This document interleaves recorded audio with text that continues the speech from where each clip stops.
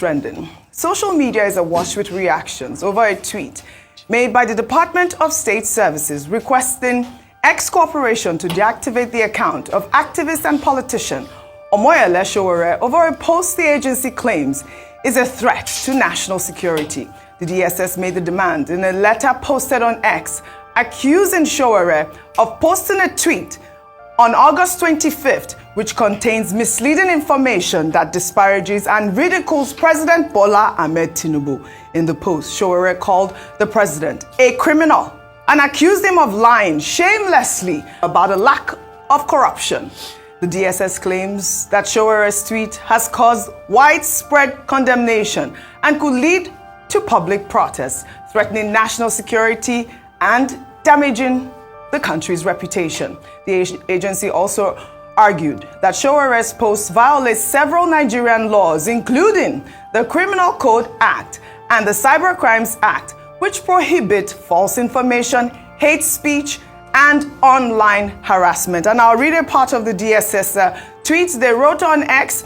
It is pertinent to bring to your knowledge that under the Nigerian law, these quoted tweets, words constitute offense punishable in Section 51 of the Criminal Code Act Cap 77 laws of the Federation of Nigeria, which prohibits publication of false information, and Section 19, 22, and 24 of the Cyber Crimes Act 2025, which prohibits and makes it an offense to spread fake news or publishing content that is deliberately misleading or deceptive, posting content that is rude, vulgar, offensive, or indecent, especially with the intent to embarrass or humiliate others, provoke ethnic, religious, or tribal hatred through online or offline statements amounting to domestic terrorism. Very detailed tweets there by the DSS.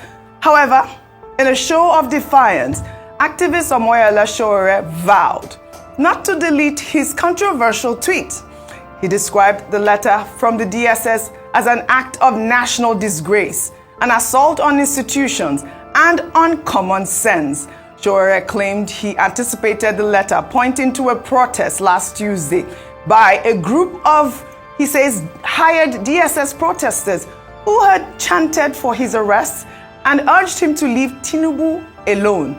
Expressing outrage over what he called an unconstitutional act by the State Security Service, Sowore went on to post the very tweet he was asked to delete with the caption, "This is the tweet.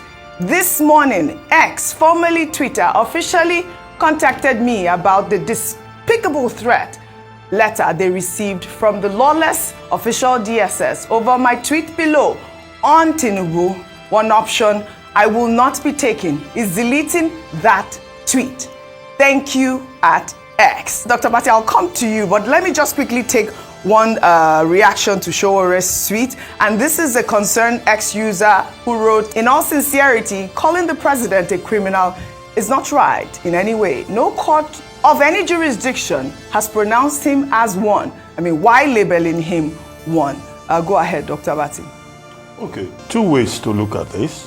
From the perspective of government, the concern of the Department of State Security is that we have a law in place, the Criminal Code, the very controversial Cyber Security Act, Sections 18, 22, and 24.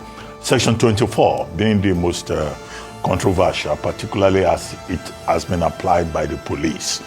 And the DSS is saying, under the laws of our country, we do not allow hate speech or cyberbullying, which will amount to domestic terrorism. And that they, in their own consideration, think that Sowore calling the president of Nigeria a criminal when he has not been so declared by a court of law is beyond the pale. And that was why they wrote to X, managers of X, to say, delete that particular tweet and in fact suspend his account. Now, the ex-managers, following due process, contacted him and gave him the information. But how was this resolved at the end of the day? The tweet was on August 27, and Sowore says is not going to delete any tweet. And I think that X has also not suspended his account. X probably say, look, he has the right to free speech and all of that.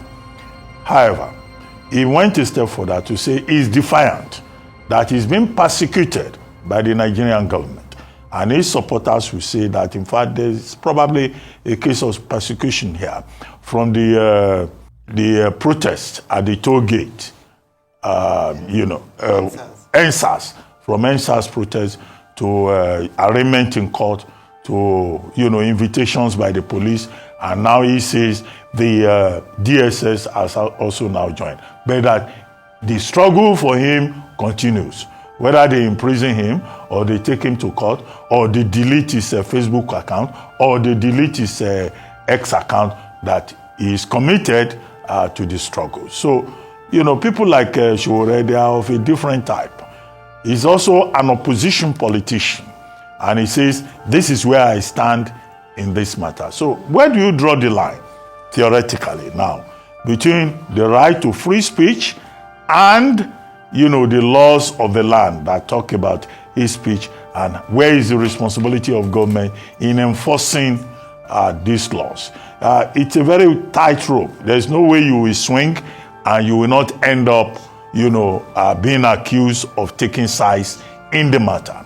However, what is important is that while the government has a responsibility to respect the boundaries in terms of the rights of the individual, individuals also, while expressing their rights under Section 39 of the Constitution, must also realize that, look, where your right stops is where other people's rights begin. And that is why government, individuals, they have the recourse, if they have been defamed, to, under the same laws that the state is quoting, to defamation.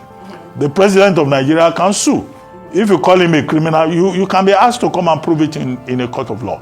If you defame another person using social media, you can be sued to come and prove it. So it's a very delicate balance in respecting the rights of individuals and also upholding the law. All right, you know that Sowore also accused the Tinubu regime of using the Nigeria police force to systematically harass, torture, and persecute him.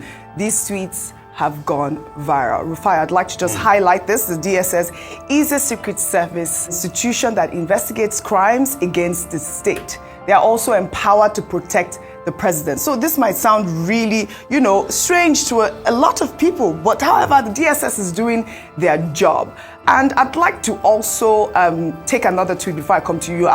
Just also to note that the DSS has said that, they are going to go after X as well as, Sowore, if they don't comply. We had that issue the last time with Muhammadu Buhari, the Twitter ban. I don't know if that's what's going to happen, but let me take this tweet from Chinedu, who wrote to the DSS. Are you guys not aware of the mayhem that happened in Edo State? They killed officers like you, and you are here lamenting about a tweet from Sowore, and that's the sort of rhetoric that we are seeing online at this point. I have been a very big advocate of the DSS and what they've been doing in stemming the tides of insecurity. But if I'm going to give honest counsel, this was not the right way to go about it. And this is sad. You see, what they have now done is, a lot of people might not even have seen Sowore's tweets. He said he tweeted it on the 27th. Yes. 26th of August. I think it was 25th. I saw it. What are we today? Yeah. What are we today? 8th. I only knew about the tweets because they started talking about it and the letter they wrote over the weekend. That's when you saw Sowore's tweet. I didn't even know that he tweeted anything of that nature. This is not the way to go about it, because you see, we live in a country where when we want to look at things on the pedestal of fairness, yes, what I would just say is it wasn't right to have called the president a criminal. You don't have any court judgment to be able to back that up.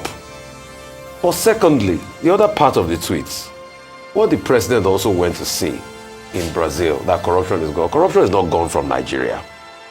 We also know that corruption is not gone. On my point on the DSS, what is happening is the fact that when you start to say, okay, let's cherry pick, people will now ask you, What about what is happening in Edo, where NSCDC officials were killed? Why do we talk about? What about the people inciting violence online? Because the DSS statement talked about inciting violence, and the next thing, you are not doing anything. We are in this country when Bayo Ononuga came out openly to say that this should be the last time the Igbo should put mouth in Lagos politics. Right. And he also doubled down on the statement. Why didn't we have a level of control and contrition? So that's why I said going through this route is a route that will not benefit anybody. All right. That's just my point. That's your point. Can I just make a point?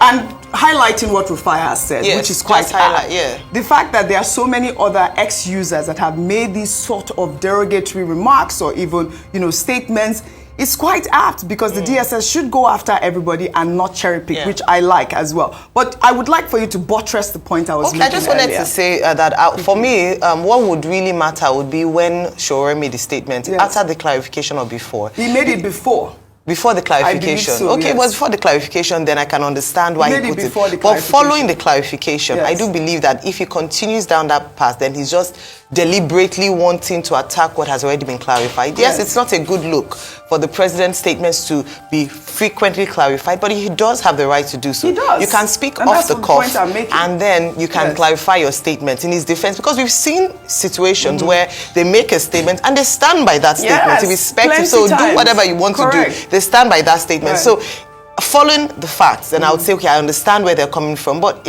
I totally agree that the challenge with this is selective justice and selective action, which the DSS has been accused of doing. But beyond that, I must say that there's no one that's above the law. In 2021, the President of the United States account was banned by Twitter itself, following statements that were deemed to be inflammatory when he talked about the calling patriots the people who invaded, Capitol Hill. So it does happen, and that's why they called for an outright ban, that if this account consistently misleads people or could instigate unrest based on information that is not fully correct, then they can take an action. However, I do hope that the DSS, since they want to be, they are really, the action is there to clamp down on hate. They can't cherry pick. If they are doing it to Sowore to show that it is not targeted and agreeing with what he says, that he has been a target since NSAS, they need to ensure that a lot of people, and I can give them a lot of handles, whether it is causing ethnic division, inciting ethnic, rhetorics.